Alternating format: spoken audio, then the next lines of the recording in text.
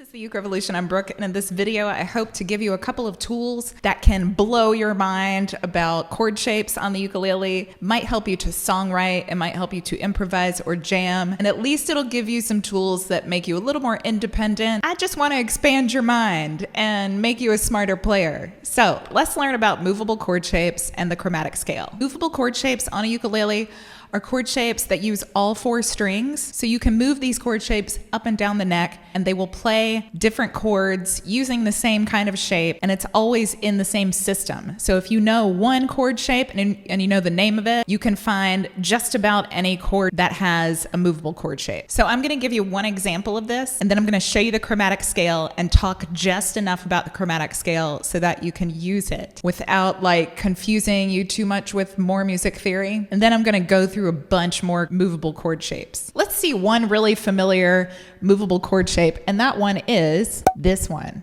You need to move, please. Move, please. You're in the way. Don't fall over. Oh my God. Okay, I'm gonna have to put a box behind these chords eventually, but for one right now, we're good. So this is a really popular chord. A lot of people will know it. B flat. This shape uses four strings, so we can move it all over the neck of the ukulele and it will make different chords. You could find almost any major chord from using this shape, B flat. So if we move it, these are all usable chords. They all have names, but how do we know what the name of the chord is? We need the chromatic scale. Ding! Chromatic scale. Okay, so don't panic. I know it looks like a lot, but you at least know ABCD, right? So way back in the day, hundreds of years ago, when people are trying to organize Western music, they came up with this naming system. It's maybe not the best, but we've been using it for a long time and it's working okay. So the frets and strings on a ukulele are organized according to this chromatic scale. For example, this string is A and this pitch is A. If you put a finger on the first fret on the bottom string here, this is the next pitch up. And that's A sharp. That's the one here, right? This pitch is A sharp. If you sing this, you're singing A sharp. Next up, this is B. That's the next one, right? What's the next one? On the third fret. This is C. And now you're going, hey, Brooke, hey, that's also the C chord. Yes, okay, you're getting there, you're connecting the dots. C sharp, D, and so on. D sharp, E, F, F sharp, G, G sharp, A. But Brooke, you say, sometimes they're called something flat. Yes, this is where, when you're doing stuff hundreds of years ago, little by little, you maybe don't get like the best system, but people just get used to it. Here are the corresponding flats. Sharp is up, flat is down, so we end up with A sharp and B flat being the same pitch.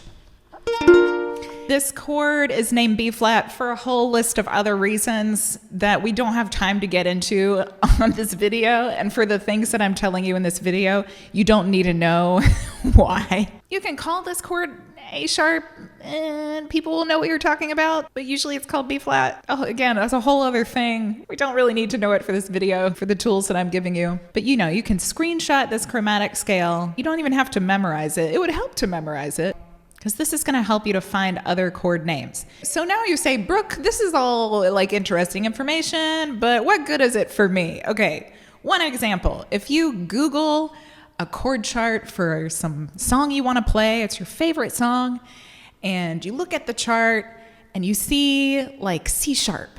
It has a C sharp chord. And you're like, I don't know, C sharp. I'm a little intimidated. I'm a little discouraged right now because I've never played a C sharp before. What's a C sharp? I don't know. You can take one of these movable chord shapes. In this case, the B flat one works really well.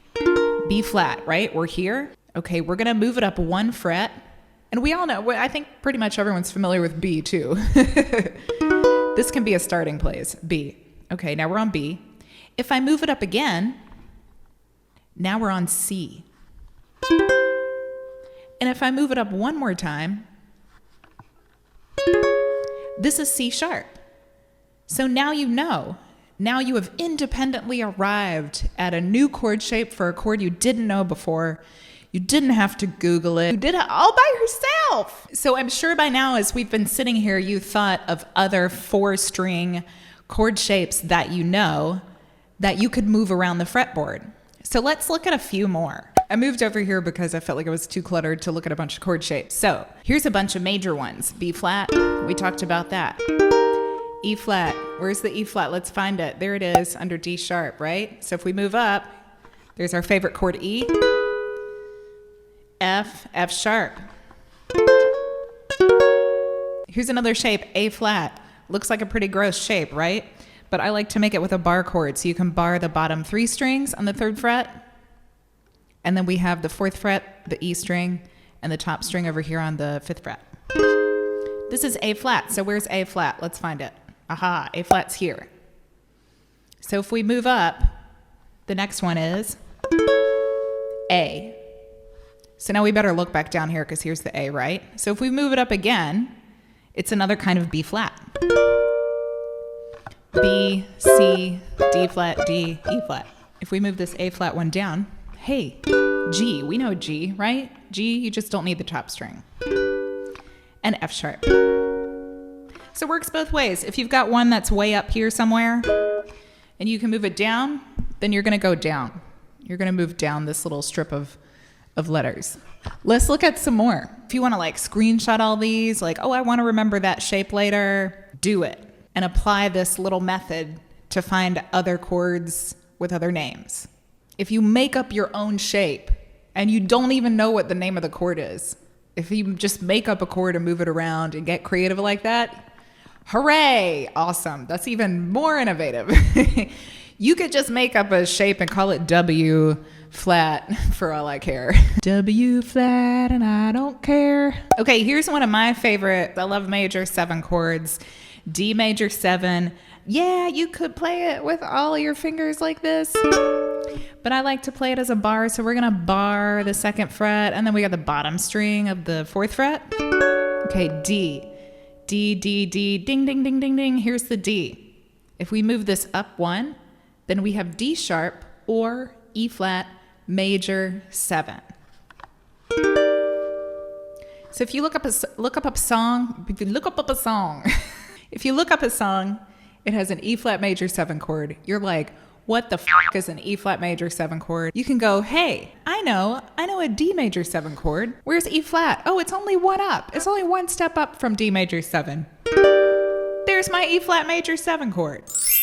Let's look at another one. These are 2 more of my favorites. Let me put them where you can see them. Minor 7s. There's 2 minor 7 shapes. Barring a whole fret, this might be one of my absolute favorite chord shapes in all of ukulele history. D minor 7. They use all 4 strings. You can move them. So if you're on B minor 7, on the 2nd fret, where's the B? There it is. Let's move up 5 from there. 1, 2, 3, 4, 5. 1, 2, 3, 4, 5. This is E minor 7. It's another inversion of E minor 7. You probably know the one that's here. We can find another E minor 7 because we've got this, D minor 7. Here's D. How many do we have to move up to get an E minor 7? 1, 2. 1, 2. E minor 7. So the more you kind of get into this, the more you can see like the possibilities that it gives you with expanding your chord knowledge, expanding just the way that you understand how chords work on this instrument, seeing where all these different shapes are and which ones relate to each other the more songs you play. It will make you more literate and more fluent in your playing because you will start to see the connections between certain shapes and which chords usually come together and stuff like that. It will just make you more literate and fluent with playing songs from chord charts, for example. And then there's one more little set that I'm going to show you, and then I'll talk about kind of how I use this to like improv and songwrite. Okay, the other shapes are 7 chords. We know 2 of these shapes. They're probably familiar anyway. One is B7. I like to play this as a bar chord. B7. And then if you just move that finger down, D7. Yes, you can play these with 4 fingers if you want, B7 and D7. Okay, so let me see. I looked up a song that I really like, and it has an E flat 7. I don't know how to play E flat 7. So I'm going to think, where's the E flat? Okay, here's the E flat. Hey, and E flat is really close to D. So if I take this D7, how many do I move up? I move up 1, and we're at E flat 7. Ta-da! Is this making sense? Does this make sense? I've tried to use as many examples as possible. If you have any questions, please comment below and ask a question, and I will answer your question as best that I can. Like I said before, I know it's a bit confusing when there's sharps and flats. You just should know, and it will help you a lot to know that A sharp and B flat essentially mean the same thing. It's the same pitch. If you see a chord named A sharp minor and you see a chord named B flat minor, it's the same chord. It's the same chord. It's just got 2 different names. The same thing with C sharp and D flat. You won't see anything named B sharp because that's just C. You won't see anything named C flat because that's just a B. You should only see these little pairs in like sheet music chord chart notations. Fingers crossed. If you see something weird and different, let me know. By all means, let me know. I love music theory stuff, so I'm really happy to answer music theory questions. So this is definitely not an exhausted list. There's so many shapes that use 4 strings. Some of them will even be the same shape as something else. Like these 6 chords are minor 7 chords too. It's just gonna have a different name because it's a different key. If you see a diminished 7 or a diminished chord in any key, you can find it using this system. You don't have to look it up. You don't have to be scared of it. Augmented chords. If you see a plus sign or you see AUG, it's an augmented chord. This is one of the shapes. You can find that chord. You can do it. And I just remember there was one more that I was going to talk about because it's also very common.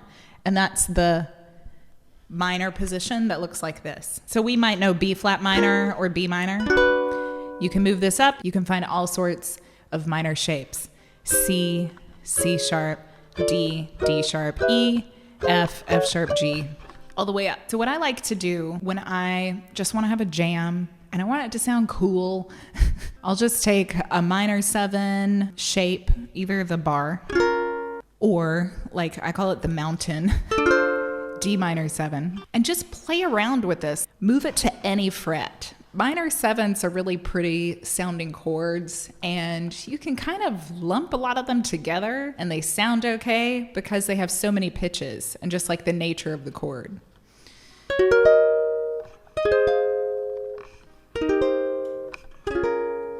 So I just made that up. I didn't think about it. I went, okay, let me try this one and then move it up. Like that's a pretty cool little jam, right? It's the 6th fret, 8th fret, 3rd fret, 1st fret. So we're using that bar shape, and I'm not even going to worry about the chord names because we're just having a little improvised and creative jam. So 6, 8, 3, 1. Again. 6, 8, 3, 1. Just making shit up. You can do it too.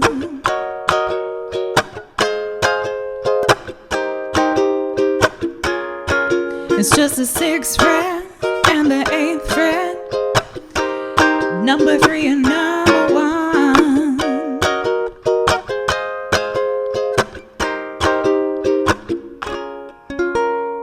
This is really great for like those lo-fi jams. You just want to pop something in and like improvise with it. Go for it.